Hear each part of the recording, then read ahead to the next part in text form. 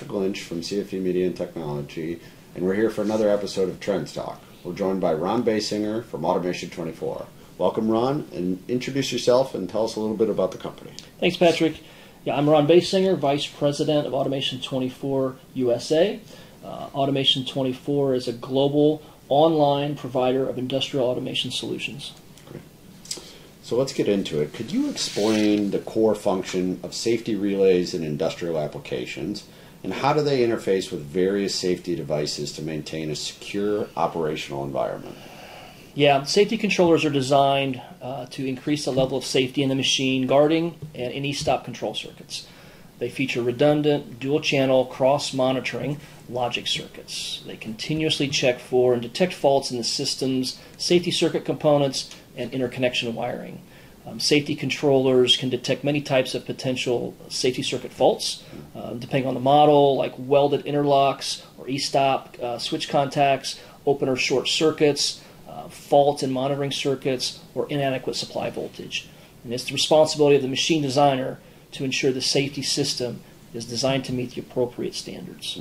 Great. So question 2, let's talk about some specific safety devices, such as emergency stop buttons, light curtains, safety mats, etc. How do they integrate with safety relays, and what kind of signals or interactions are typically involved in these systems? Sure. Electronic-based sensors and interlock devices have self-monitored outputs. They provide 2 OSSD outputs which monitor for shorts in voltage or ground, as well as cross shorts. And can you share some specific examples of how using safety relays with these devices have improved safety in industrial settings? Sure. Safety devices are designed to be fail to safe. However, the safety system must be able to detect this failure to ensure that the safety function continues to perform. Safety controllers provide this monitoring ability to provide increased reliability for a safety circuit. So devices such as light curtains and safety mats are often used as an on-off device, where as long as the devices are not interrupted, the safety outputs are enabled. Safety controllers improve safety since they provide a latching function, requiring the reset of a safety circuit before the machine cycle can help ensure a safe condition has been met.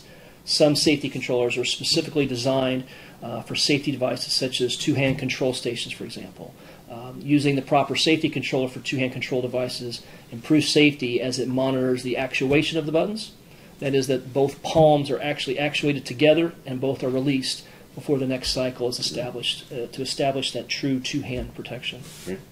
Given that Automation24 carries various brands and products, could you provide some insight into what factors an industrial engineer should consider when choosing a safety relay and the corresponding safety devices? And then the second part of the question is, what differentiates one brand or product from another in this space? Sure.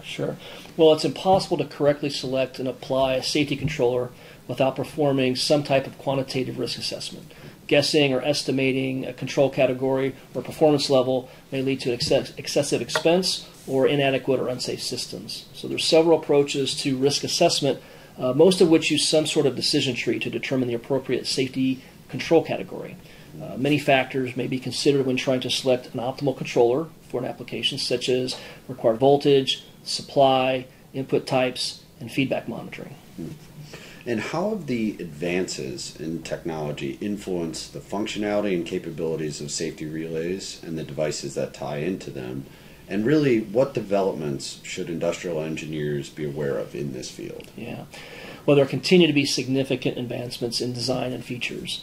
For example, highlights of this Schmerzel SRB series include PNP, or dry contact outputs, units that also monitor two-hand control devices, as I mentioned earlier, monitored input expansion, multi-level or multi-evaluation, I should say, of up to 4 safety guards, high 5.5 amp PNP switching capacity for safety outputs, and enhanced diagnostics. Great.